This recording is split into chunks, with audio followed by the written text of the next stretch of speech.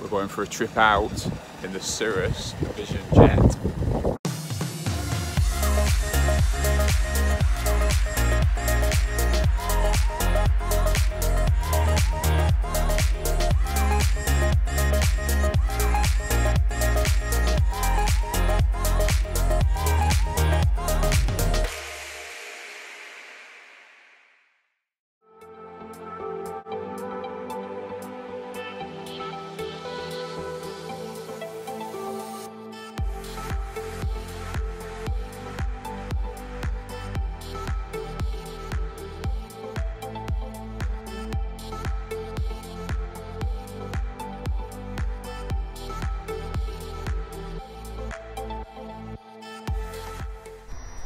Okay, everything is in the green, no CAS messages.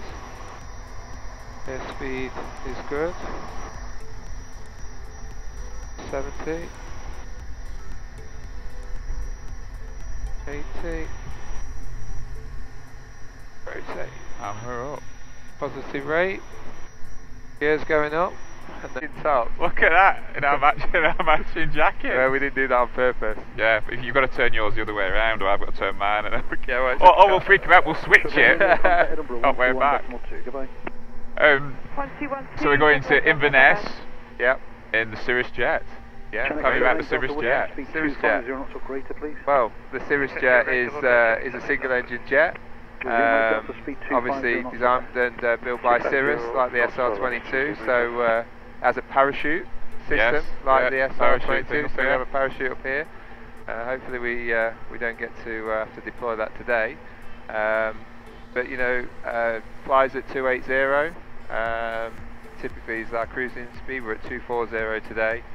And up there we're probably typically getting over 300 knots through. Yeah. And fuel burns roughly around about 65 to 70 gallons depending on conditions. So 3 to 4 hours range depending on the weather. So where would that get you though, to like a normal person from say Blackpool to where? I mean anywhere middle of France, I would say, middle to south of France. Yeah, well you go to Cannes in it, don't you? Yeah, we go to Cannes. So we go Biggin Hill Cannes, which is around about 590 nautical miles. Right. We do that with sort of 3-4 adults and a couple of kids, typically.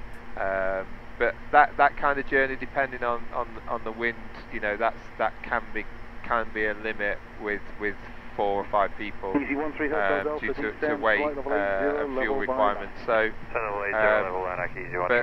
yeah, I mean, from my perspective, there's not really been anywhere we haven't been able to go yet. No. Sometimes we might have to stop en route, but it's normally a quick turnaround, refuel, and off we go. So where would you say this fits though, between like obviously the SR22 and you've got like a twin engine jet at one end? Yeah. Is this like an intermediate, do you think, or is it that much more sort of like a proper jet? Because it is a jet, yeah, isn't I mean, look, it's a jet. It's not a twin engine jet, so we haven't necessarily got some of the range and performance of a twin jet.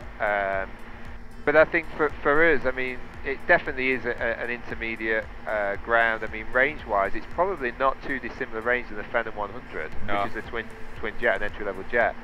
So actually, from a range perspective, it's pretty similar. The challenge with this over a Phenom 100 is probably a Phenom 100 from a space perspective. In the back is bigger. You've got a toilet. Yeah. It's a typical jet.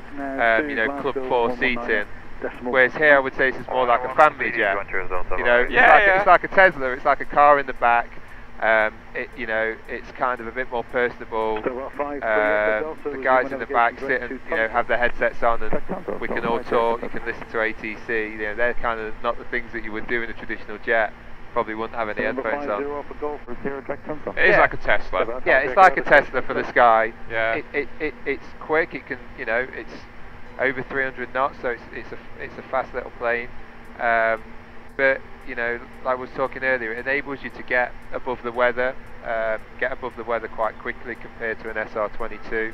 So it's a more capable aircraft in that. It's more capable in sort of icing conditions, etc. We've got boots on the wings rather than TKS, and generally, actually, dare I say it, it's easier to fly. I mean, I genuinely think it's an easier plane once you've got your head around the speed and getting used to the aircraft, the turbine, and the stuff, turbine and the avionics and speed, energy management. Because prior to this, you've just flown an SR22, SR22, and you've got what, 370 hours, something like that. And so how hard was it for you to just transition from like a piston plane onto this?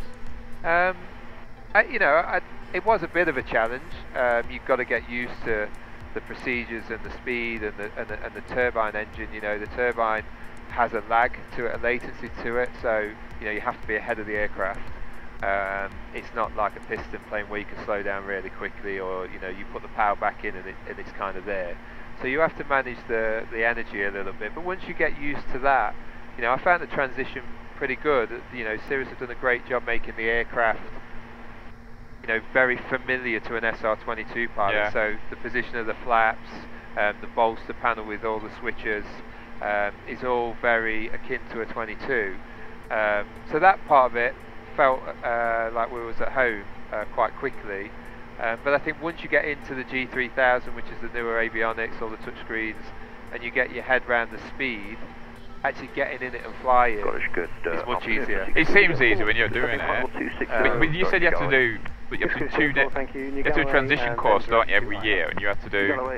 So basically, you have a type rating. It's an ATPL standard type rating, like any jet aircraft. So whether it's a Phenom 100, 300, whatever it might be. And the requirements of having a type rating is that you have to do recurrent training. So every year you do essentially the same check ride again that you did initially to get the rating. It's slightly less in the sense of pressure, because you can't really fail it. It's more a case of just making sure that you're understanding all your systems, and you're still competent and capable, because the standards of margin are quite low for the ATPL standards. Yeah. Well, you want to know that you're safe anyway, don't you? Want to know you're safe, like this. But that's a faff though for you, because you're going to have to go to America every year until they sort that out. Yeah, currently it's an FAA type rating on the Vision Jet, so the minute it's US based, they are going to do EASA. They've got EASA approval. They're just trying to get the type rating all in place in Europe, but it's not there yet. Yeah, and that's for like anyone watching this who's not a piloty person.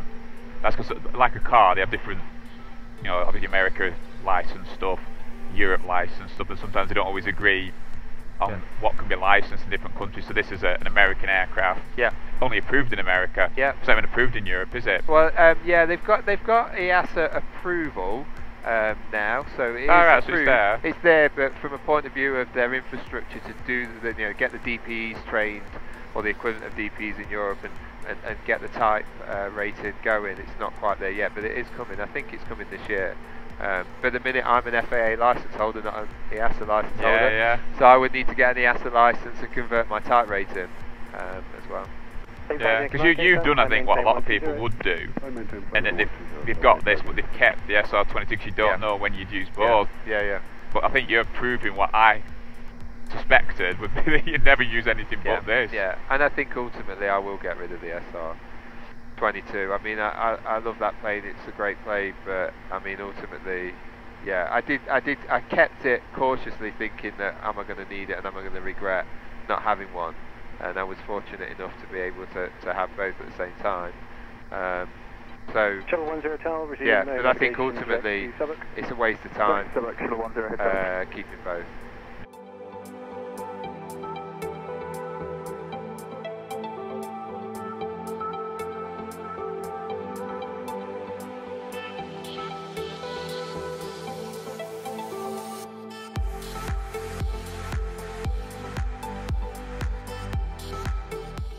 And we made it. And we made it, yeah.